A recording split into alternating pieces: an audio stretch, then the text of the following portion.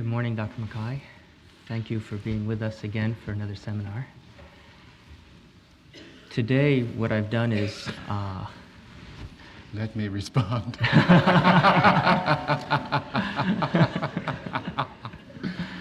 Good morning, Pascal. Talk about running ripshod over a guest speaker. Won't even let him talk.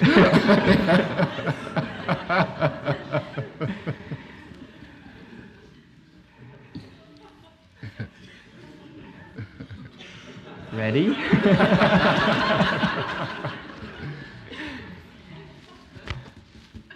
I'm not sure I can be heard.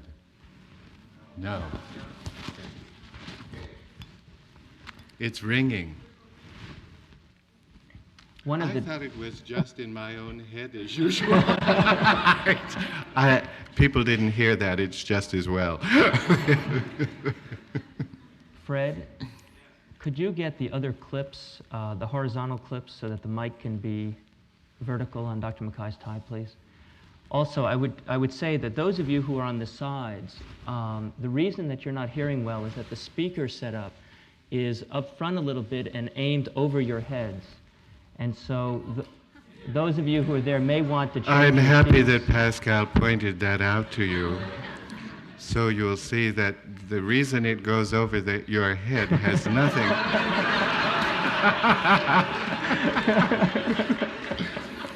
It's a mechanical defect.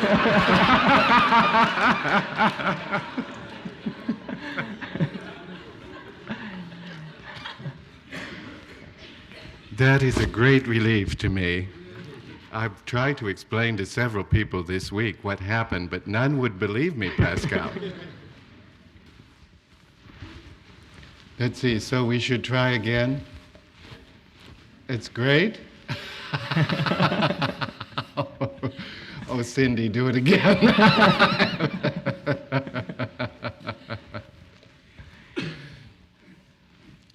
Okay, well, if it's not going over your heads, I guess there's a heavy obligation to watch my own talk. Well, Pascal, how are you this morning? I think I'm fine, Jim. Thank you. Would you like to begin? Now, see, I have not only begun, I'm nearly finished.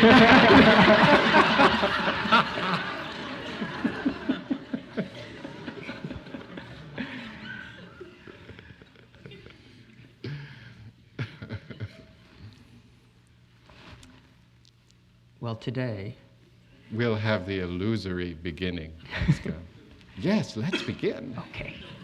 Today what I've done is collected questions that were submitted both for this set of seminars and also some of the questions that were submitted from previous seminars, and have arranged them in several groups of topics.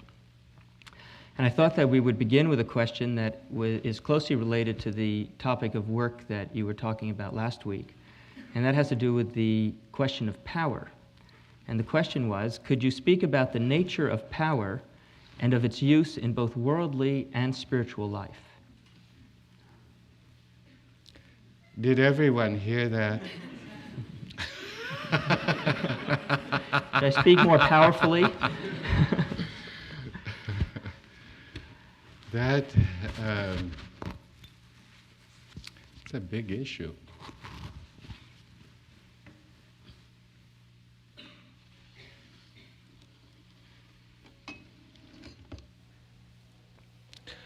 One of the problems with the discussion of power is that if one is really successful in discussing it or using it, it draws no attention to itself. It is not even identified as power.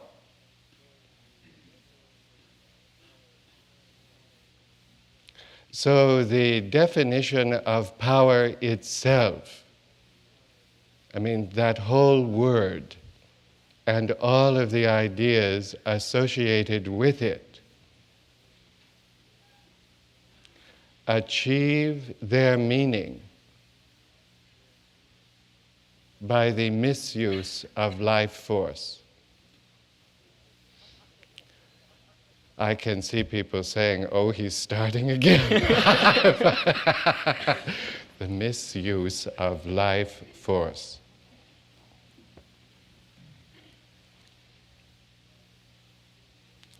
In order to begin to carve out a way of approaching power and an understanding of its use from both a worldly and a spiritual perspective,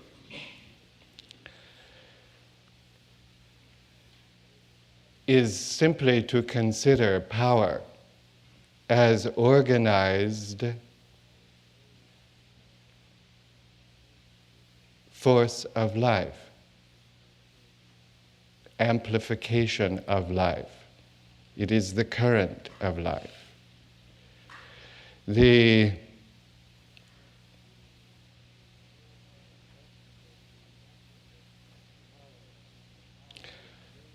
That's the first one. Power is based on, the whole notion is based on a temporary and provisional channeling of life force.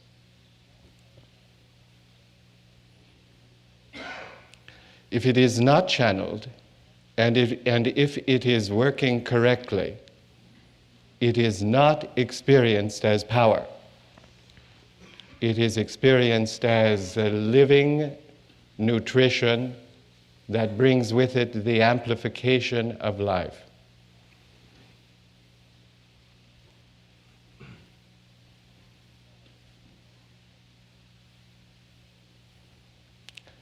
Now, here we have then two ideas. The first is that power is simply and basically stated the living force of life. Secondly, that it is organized, that force of life is organized, patterned, and designed in different ways. Thirdly, some of the designs of that force of life are identified as power. They are identified as power. Power is thought to be a property of individuals and sometimes a property of groups, so that it is sometimes suggested, oh, this person is a powerful person. Or that group is a powerful group. You better watch out for it. Or join it.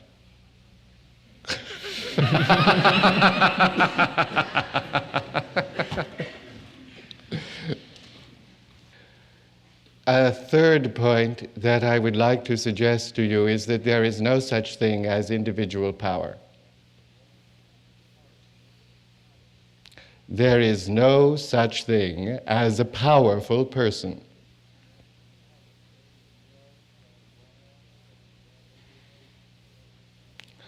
Nor can one person ever bring to himself power. So power, when it is considered a property of an individual, is basically incorrect. Life force does not operate that way. Individuals do not operate that way, except except in the early stages of their learning. Okay. So here I am suggesting that power is life force, that its apparent collection or reflection in one person is false. No person who is really powerful is so seen. Okay. Well, that's very windy and you've lost me already. But now I would like to pick up a different line of associations and ideas, which I have discussed in this group before. It has to do with the temporary illusion of power. And that has to do, in part, with the structure or organization of consciousness. You may recall, as an introduction to this part of the discussion, that I once suggested to you the illusion of power is when life force is drawn to the rear. The illusion of power is when life force is pulled to the back.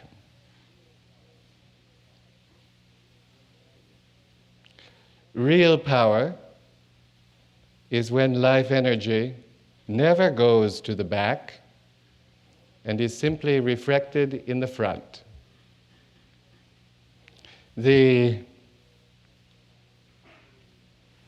You're all aware of some of the primitive ideas that are written and circulated as advanced spirituality.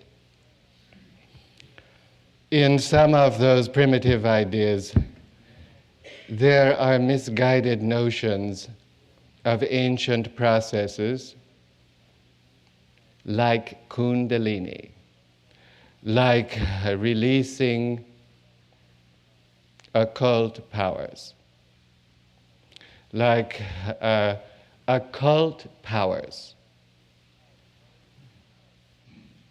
The term power here is a misnomer. It has given occultism a bad name.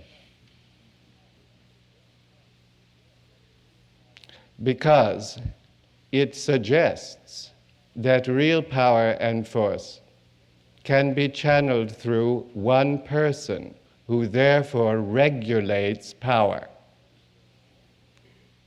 who therefore uses it according to his or her will.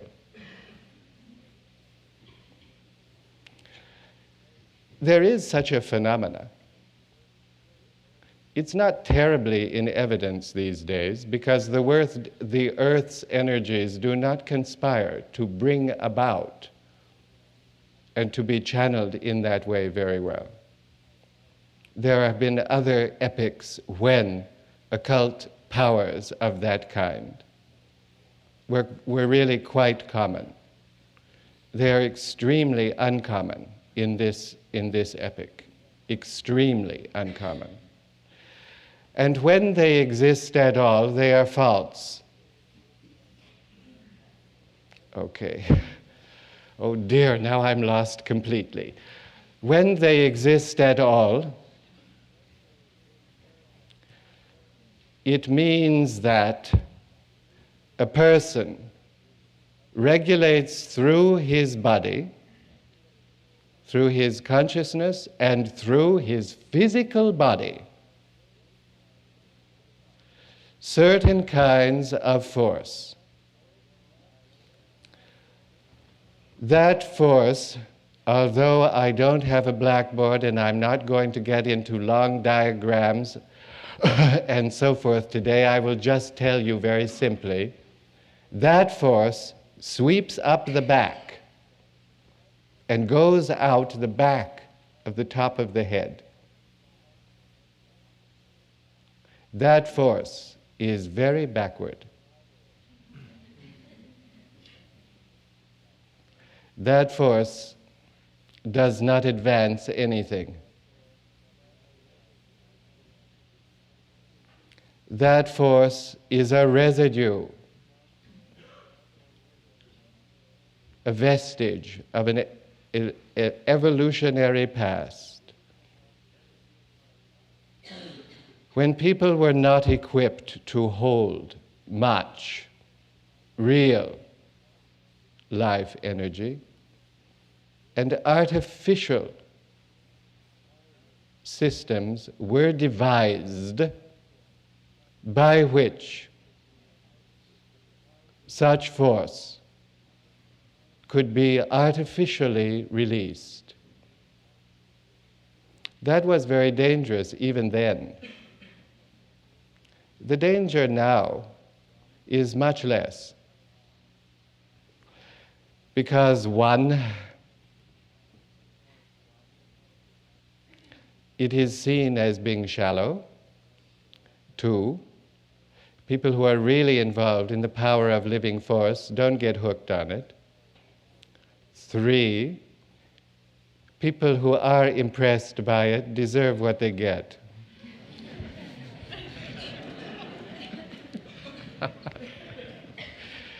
They won't get nothing good.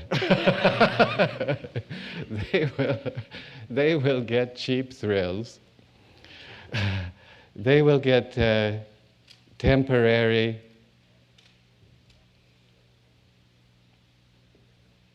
amplification of regressive illusions. So, yet, there are treatises available in English and every other language which describe such things as being very trendy and in. I can just tell you that the trend is out. The trend is backward. And the trend is regressive.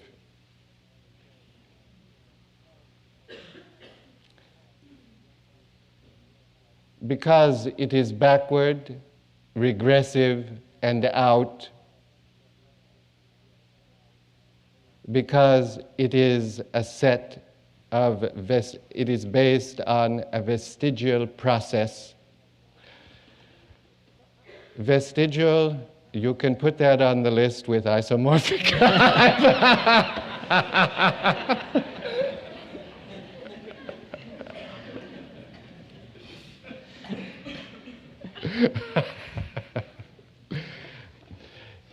Because, therefore, it is no longer part of a system of living growth. It will bring about its own destruction. Now, at this point, I had a passing wave to say, I wonder if that's clear. But as you can see, I blocked it.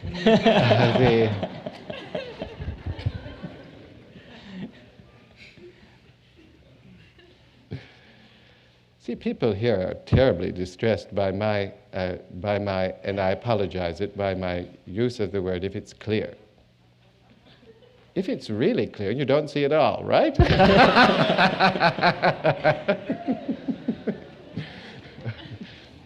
There is more clarity here than you guessed.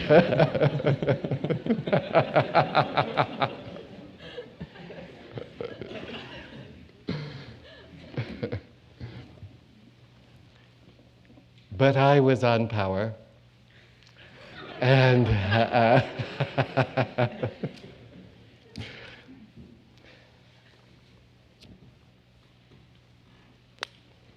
and I was talking about the fact that power, viewed according to this heading I have given, occult power. Occult power will bring about its own destruction.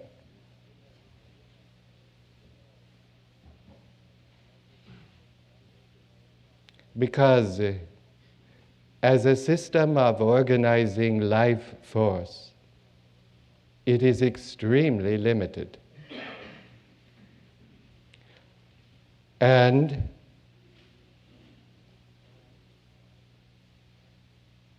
it is largely ineffective. It is an ancient illusion of power. But the vestigial form to channel such power is as common in your spiritual anatomy as your appendix, also a vestigial organ. So, it rests there, waiting to get infected.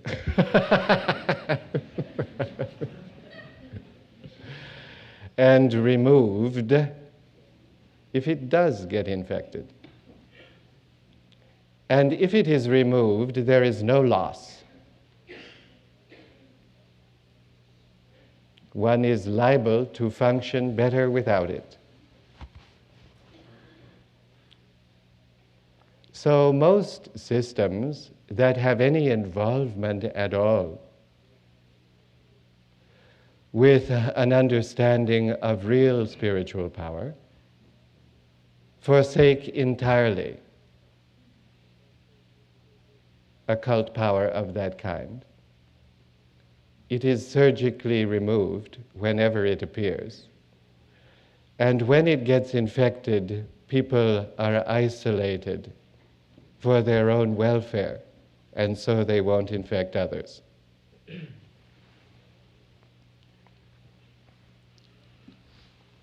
There was a time, there was an epoch, when your appendix was very useful to you.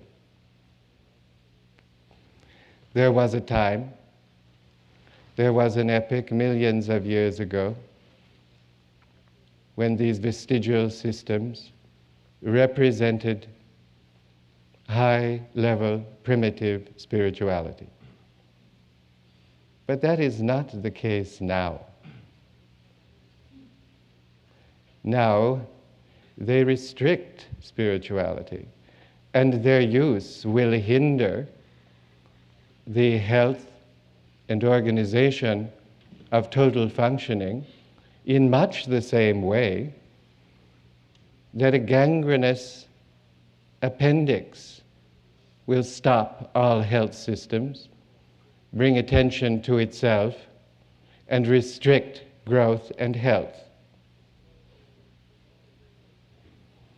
Okay, so the appendix is backwards. But is there. So the structure for occult organization, that kind of illusory power is there. In both instances, they are vestigial and have nothing to do with contemporary growth and evolution. Okay, so the point I wanted to make here is that occult powers, as we are now using that term, are regressive, primitive, and self-destructive. Self-destructive. Self-destructive. Oh, remember that. They are self-destructive. And how do they destroy that organization of the self or ego? They blow it apart. That in the blowing apart process, they invite the ego, before it is blown apart, to measure its own illusory ballooning an illusory amplification. And then it pops. That is done by, therefore, then, channeling force up the back. And all of the techniques that you will see suggested in those ancient systems do just that. Okay, so they bring apparent power.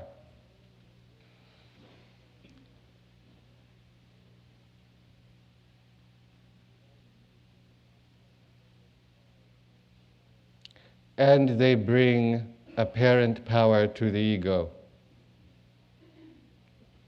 And they blow the ego apart. But before they blow it apart, they give to it a supercharge of false divinity. It is divinity in which the being, so afflicted by such processes,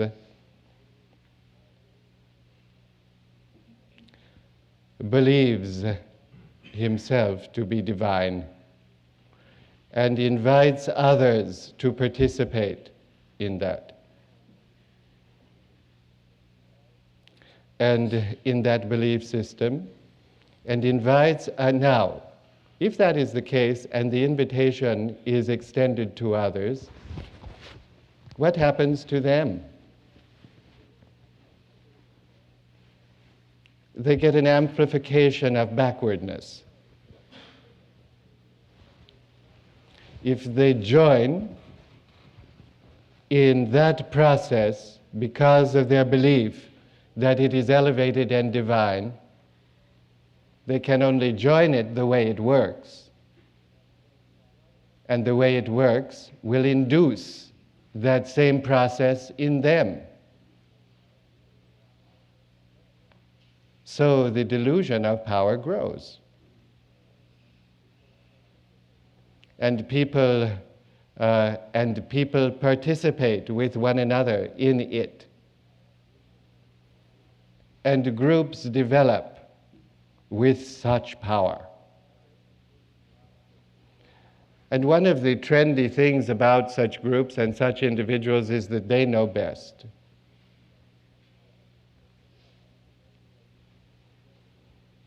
Power, used in the way we are using it, suggests that an individual knows how to use it, that an individual can decide this is the way to use power, like you can decide how much money you're going to spend on your house or your groceries.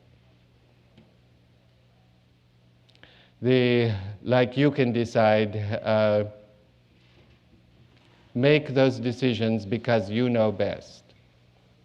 Well, you don't.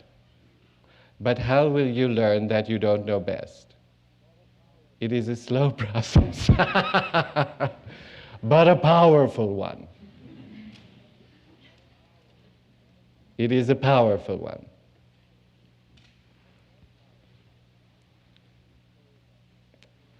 I would like now to race ahead and say that when Meher Baba approached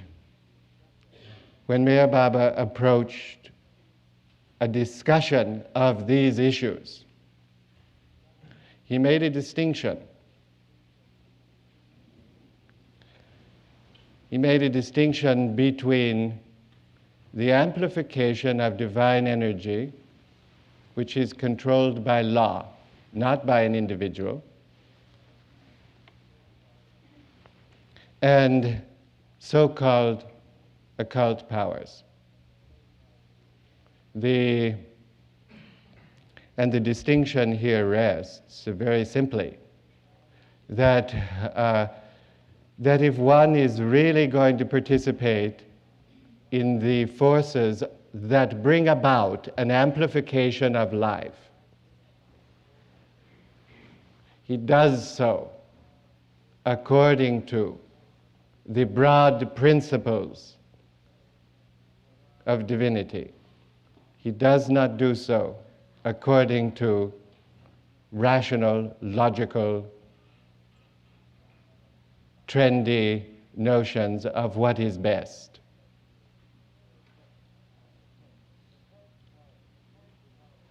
So, occult powers used in this way then, occult, as you know, simply means hidden, hidden from view. Power means force, but it has come to mean organized channel and force of life.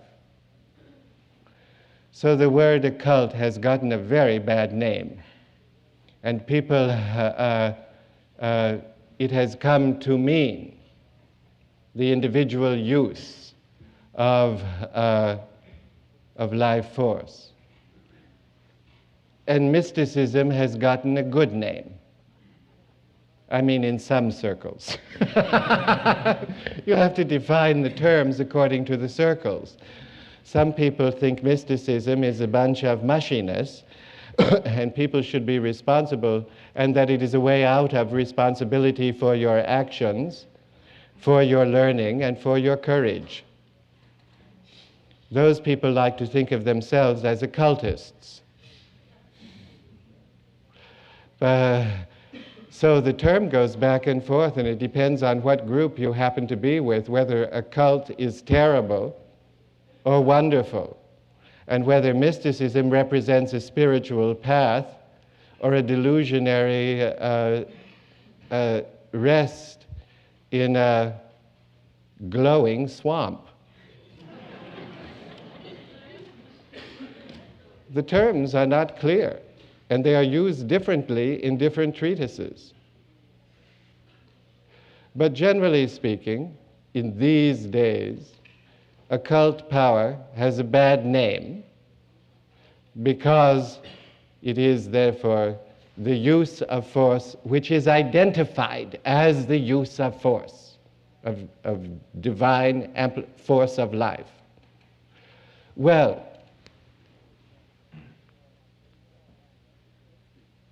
any process that calls attention to itself is primitive.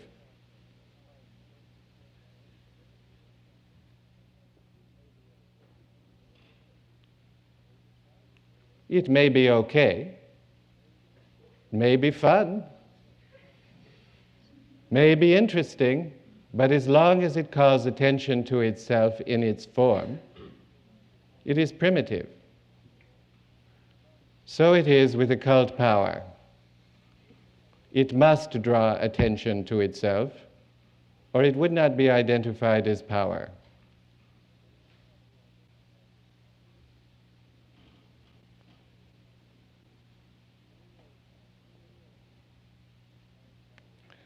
Real power, which I call now life energy, does not draw attention to itself as great power. It oozes and waves and inundates.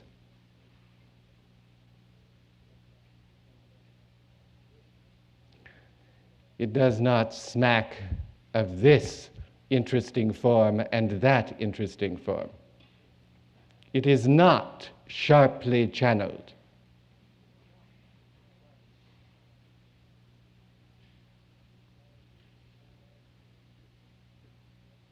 It is hard to put into words. Therefore, it can only be put into action.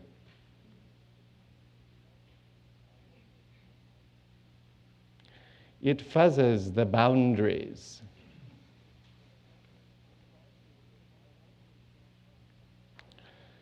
When the boundaries get sharpened up, and the power gets sharpened up, we have a term for it. We call it magic.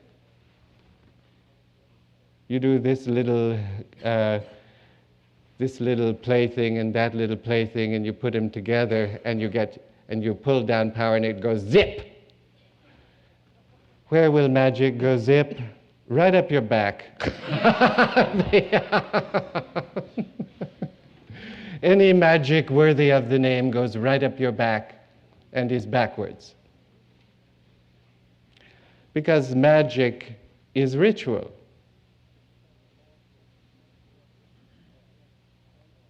It is simply a set of forms meant to channel and hold certain kinds of energy that bring attention to themselves and that do it in a highly patterned way.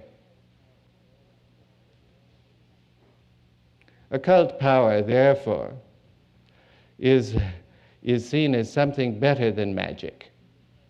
People think, oh, that's better than magic, because the individual is more involved. No one understands magic.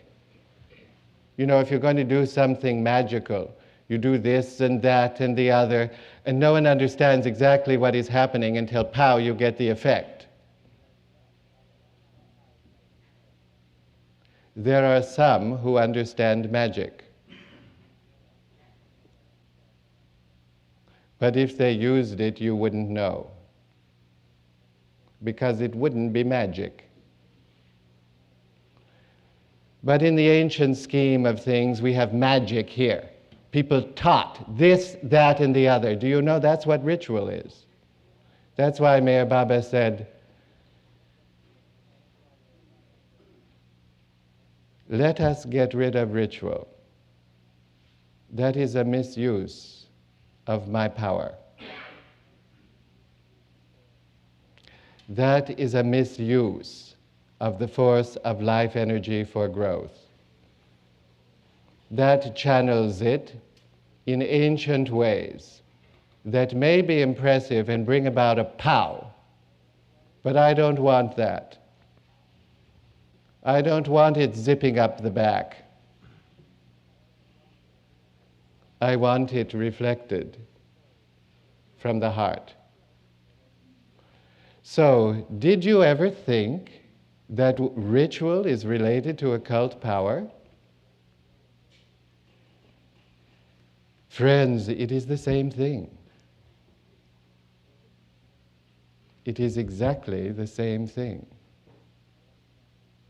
It is going through this practice, going through that practice, going through the other, and getting an effect.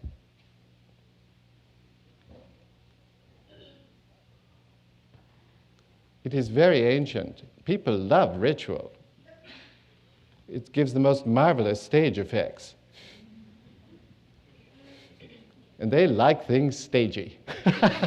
That makes it very clear. You do this, you do that, you do the other, and pow, you get the effect. Well, Mayor Baba said, you have been amused and delighted with that, and it's quite all right for you to have been amused and delighted with that, because that was all that could amuse and delight you at the time. But now I expect more of you. And I don't really care too much about amusing and delighting you. I want you now to get to work. And if you are get to work, you must use divine energy in a general and pervasive way, which allows it to be used in your ordinary life, and not for stage effects to titillate your spine and the top of your head. I'm tired of that titillation. It is backward. It moves us to the rear. I want you up front. So, these processes which I gave you in the past because you could not hold anything more, I'm now going to take away from you in the future because they have in the present, because they have become irrelevant. They are like your appendix. Okay, so occult power is very clearly demonstrated in magic. Only there it is called magic, because the assumption is if you go through the practices, if you go through the activities, you'll get the power, no matter who you are. Churches had big arguments about this. They had, there's a whole 500-year literature in many Western churches about whether or not magic was was related to the actions or had anything to do with the person who did them. Catholic Church finally decided, oops, I am sorry. I am not here to pick up more karma, and I would like to erase what I just said. There are certain churches.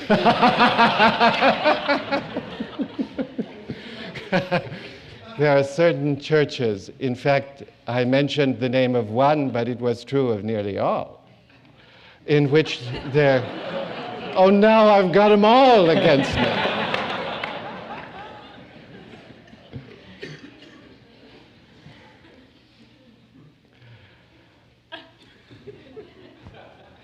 I guess we better stop before it gets worse. At any rate, this matter became a subject matter of great historical debate. You can read about it in hundreds of boring treatises in which the fine points were tried to determine of what kind of magic could various organizations have go in their churches, and in spite of the conduct of the people who performed them. I mean, here there's a difference. You know, well, do we vote for magic and the ritual itself, or do we say the person who is performing the ritual is the crucial element? And if he is not clean and pure, then the ritual loses its power. Well, empirical study made it perfectly clear what the answer was. Didn't matter a hoot about the purity of the person performing the magic. It resided in the actions themselves. So ritual could still be effective no matter what the minister or priest thought, felt, or did. Well, they were cautioned to think, feel, and do nice things. But ritual won the day. And that is magic. Okay, did you think then that occult power had a good name at that time? Because occult power at least was associated with the notion that if it resides in the person, then the person had better be reasonably decent in some areas of his life, or he wouldn't be able to carry that personal force. So, the notion is here that magic and ritual got removed from the activities themselves, and occult power was seen as a good thing because it put the focus on the person. It means that the person then has to be a reasonably decent person in some areas of his life at some point in his history, or he would not have had these. And now we have subjected that to empirical test. And what is the answer? Oh dear. The answer is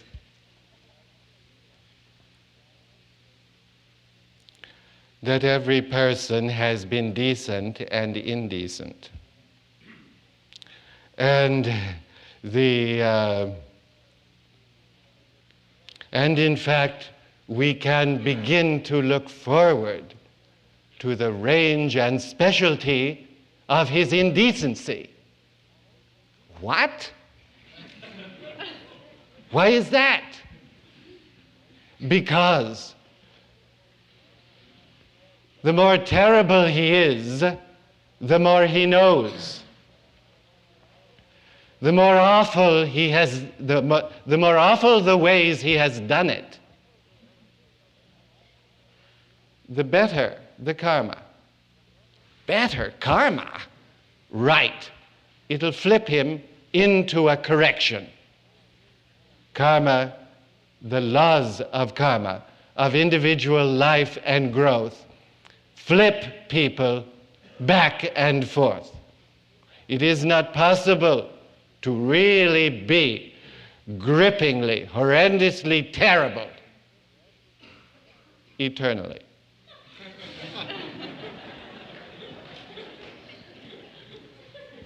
The laws of karma will whip you back. But wait, are there not exceptions to that? Are there not possible ways in which one can be grippingly terrible, life after life after life, through eternity? Is there no hope?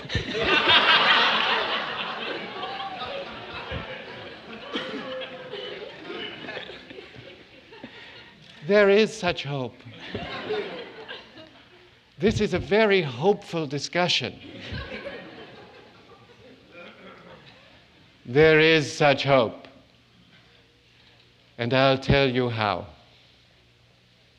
Because what I have spoken of as the evidence of occult power has, under ordinary circumstances, limited relationship to spirituality. What it has an advanced relationship to is the astral sheath, the ego. Okay, so there are realms of existence. You know, the astral world exists right here and now, and we all flip back and forth into it. With our body, our physical body, we're supposed to not flip into it. But then, after we have used up our physical body, then we flip into it. We're supposed to then.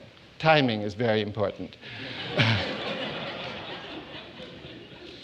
If you flip into it at the wrong time, then you cannot use appropriately the energy for life, and you have gotten ahead of yourself. Your timing has gotten you ahead of yourself, and you're already participating in the astral world when you shouldn't be. But because the timing is off, people sometimes think it's advanced. I am whipping into the world that ahead of you. I am advanced over you. I made it while I still had a physical body. It is that kind of competition, that kind of winning, that will correct itself in time. At any rate, as long as people are working primarily with the astral sheath, as long as they are working primarily with the ego in any life, and that means as long as they are accomplishing the work in the winding process, as long as they are doing those things, magic and ritual and occult powers have meaning. And they are all based on the structure of that astral sheath. They are all based on that.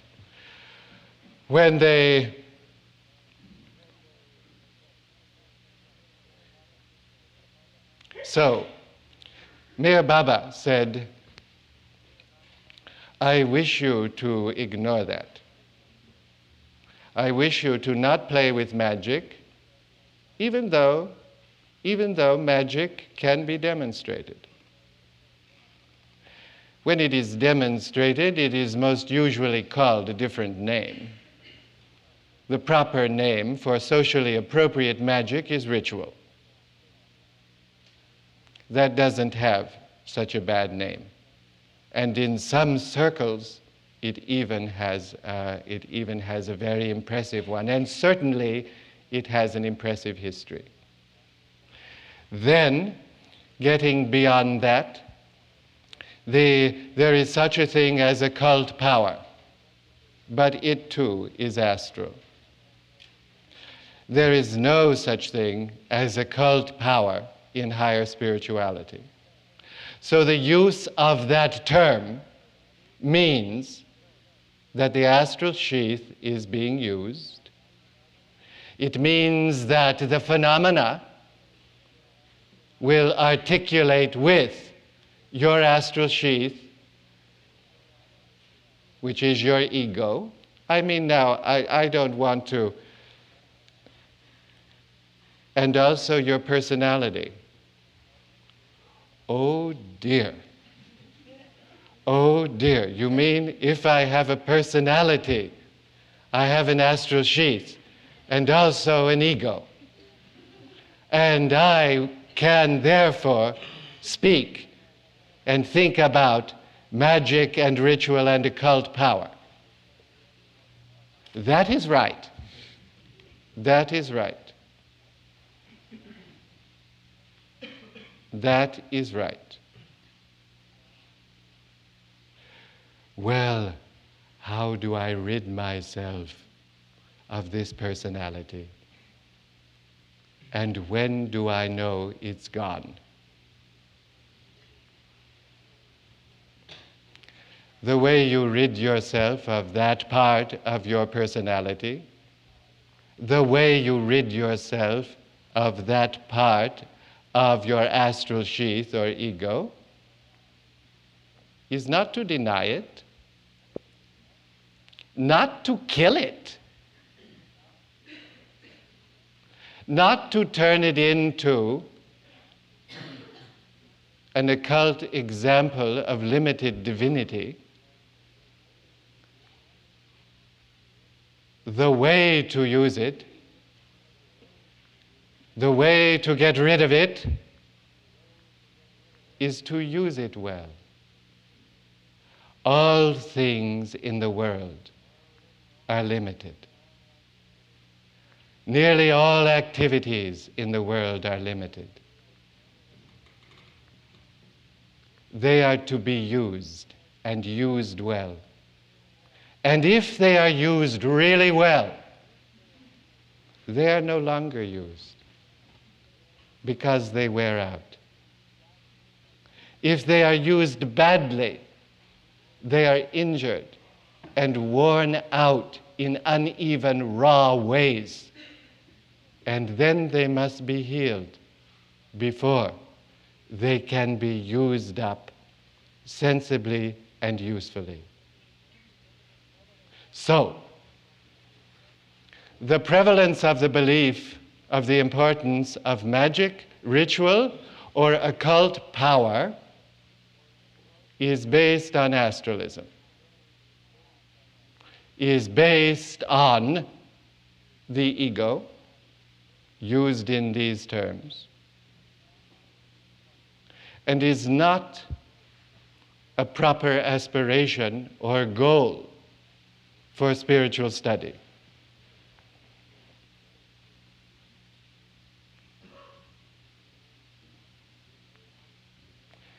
And is not related to a spiritual life.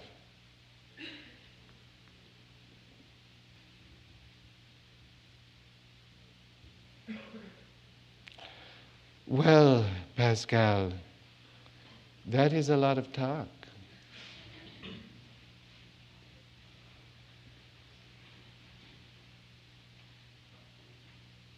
And yet it will continue. Not the talk. Thank God there's an end of that. But the processes will continue. Moreover, having handled them in one life, one will be faced with them again in another life. because the process which I have tried to outline for spiritual, for the period of life which is spiritual, which is its last half. Always an ego is cast to offer a structure and a framework in an existing life. Always that ego is limited. Always that ego is based on learning of the past. Always that ego must be used up appropriately before the next stage of work is undertaken. So, for a long time, in many lives, you will participate in discussions of magic, ritual, occult power. There will be periods of your life when they will be of interest to you. But if all goes well, the interest will quickly mature, destroy itself, and be used up, so that the energy from the using up and burning away of that sheath can be used for higher learning. With higher learning, there is no such thing as individual power. And there is not even an illusion that there is.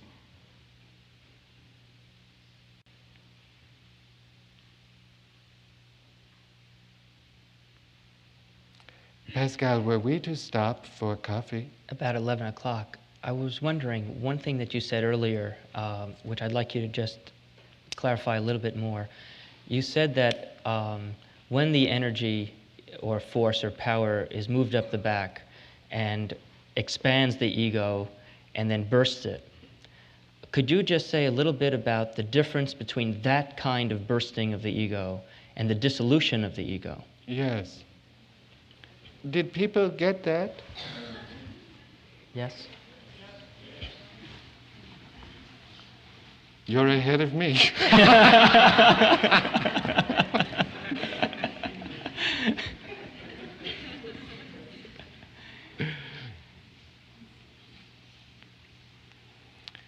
So Pascal said, what about the bursting of that ego?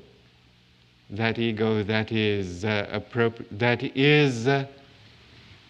gives the phenomena of occult power. What about the bursting of that? And how does that differ? How does that differ from the wearing out by natural processes of an ego in any life? How does it differ?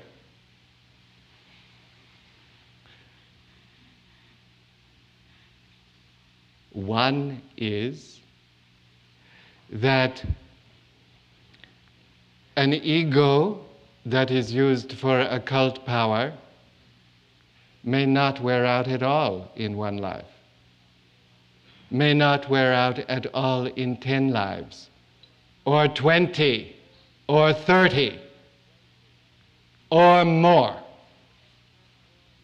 So, that can happen, and it can go on, not for an eternity, but an apparent eternity. I mean, it can go on for many, many, many, many, many lifetimes.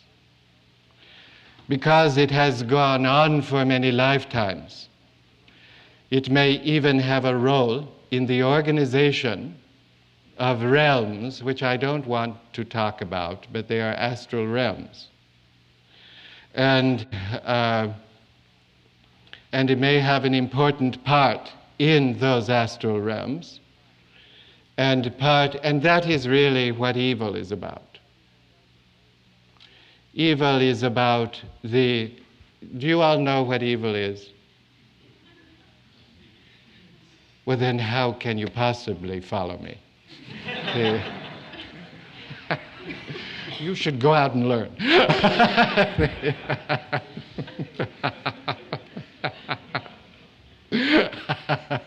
Because I'm not going to teach you. Though you may think I am. No. By evil. Evil is simply the repetitive misuse of knowledge, so that it is knowledge which is used and used and used and used and used and used, so that the use of the knowledge becomes so glittering, so attractive, so wonderful, that it puts a permanent cap on itself. That's what evil is. There is no such thing as an evil act. Oh dear.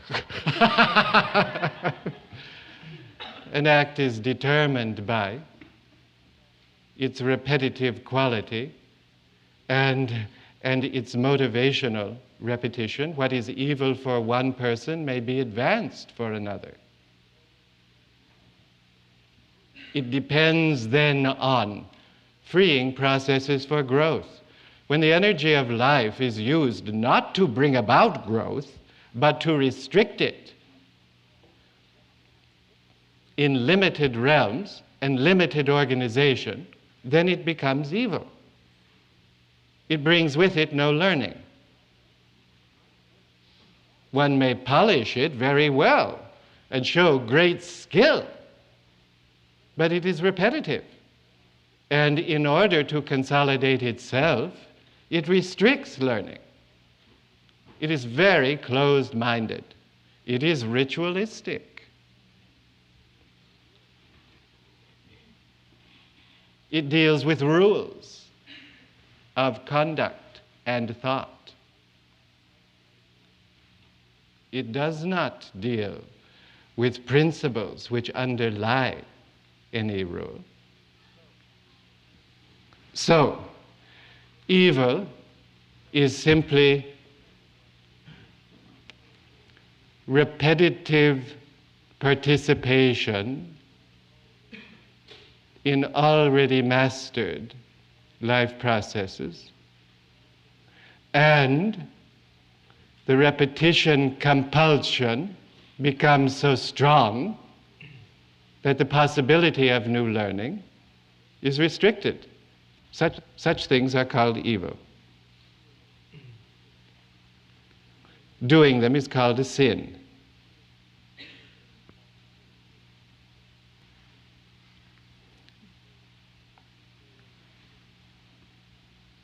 So when something advanced becomes ritualized and important because of its form, and repetitive over and over and over again, it is, Pascal, sinful because it restricts new learning. It puts a cap on the possibility of using energy for learning. Okay, where did we take off from this? Well, we took off from this with what is the distinction between the ego as the process of the ego as it falls apart, is worn out in the life in which one is overtaken by larger spiritual principles. What is the difference in the process between that and a life in which one has endless glorification of egoistic forces pumped up the back, given the name of divinity, and called advanced? Well, the first is that occult powers of this kind, magic of this kind, and so forth, can go on in a single lifetime or with a single person on and on and on and on and on and on. Because they bring about no learning, they're evil. Because they bring about no learning, they're sinful. I'm just using those Old Testament terms to make a point.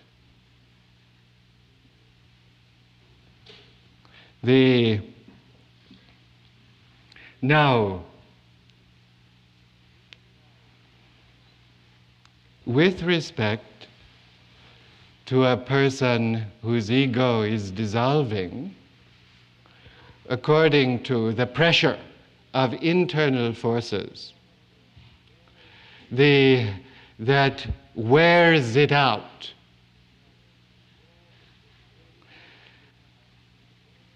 There is a very good chance that will occur in a single life.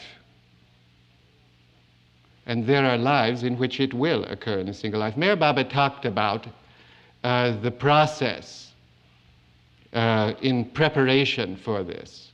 He talked about, the process where he softens people up for spiritual learning, where they are now trying this spiritual thing, now that spiritual thing, now in conflict with this spiritual thing and that worldly thing, and now doing this.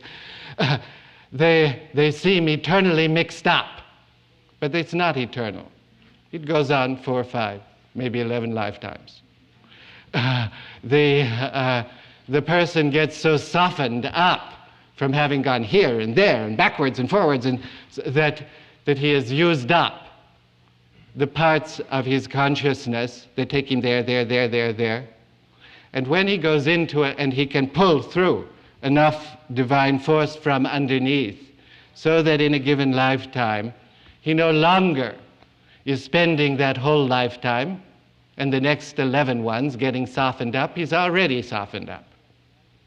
And his ego, in that lifetime in which those spiritual purposes now can get through because the sheaths of consciousness have been softened rather than hardened, and they permeate and will allow direct energy clear through them, then that energy will destroy the ego while he lives, while he is incarnate, and will bring with it obsessions for larger principles and the basic force that brings about all obsessions, which is called love. And that weakens all occult channels, that weakens all ritual, that abolishes magic. Because the force of that knowing and feeling, which is very, very high, and pushing through, will weaken automatically an interest in, a goal of, but that weakening process may occur over several years. And so there may be vestiges of that ability or the other ability, which kind of, as they are destroying that tissue, that tissue that goes up the back and out the top of the head, that may show itself in fits and starts, but it won't be clearly patterned. And it will be conflicting. One time, one period, it may seem divine, and the next minute it seems like the crassest kind of misinterpretation of sequenced stagecraft you could imagine. And the force from the larger principles will destroy that tissue. But that destruction must occur in a lifetime. So the answer to the question, simply stated, is that occult powers, ritual magic, may go on many, many, many, many lifetimes. And a person may not enter into the softening up process at all, but may have found his glory in those realms. It's okay. That can last. It helps other people. It leads them to that glory. It allows them to celebrate it. And it brings about its own defeat. But there are people who lead. That's what the term black magician is. He is an astral magician who draws his power from astral sources and uses it in the astral sheath of people. That's a technical definition. That's what a magician is. And that is what a black magician is. He is called black not because he always does bad things, but because he is stuck. And he is stuck having learned and made sacred the astral sheath in contrast to the larger principles of consciousness.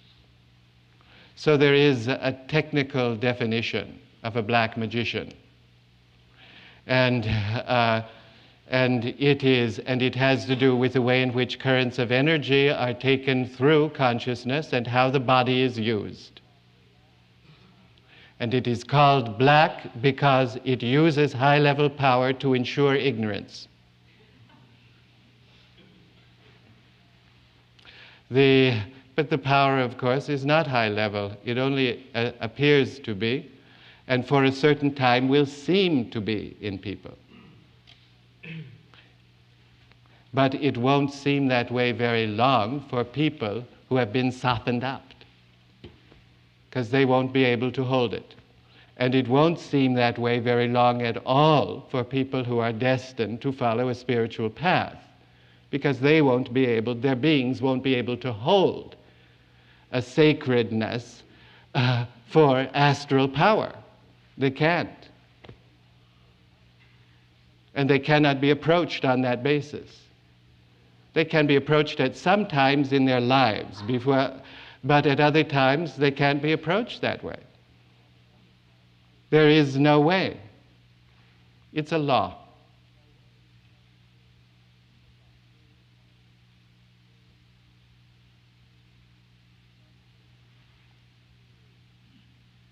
It is not a rule.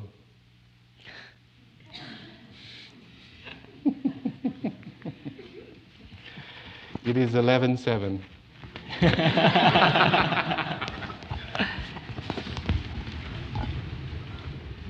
When do we reconvene? Let's reconvene at 11:25.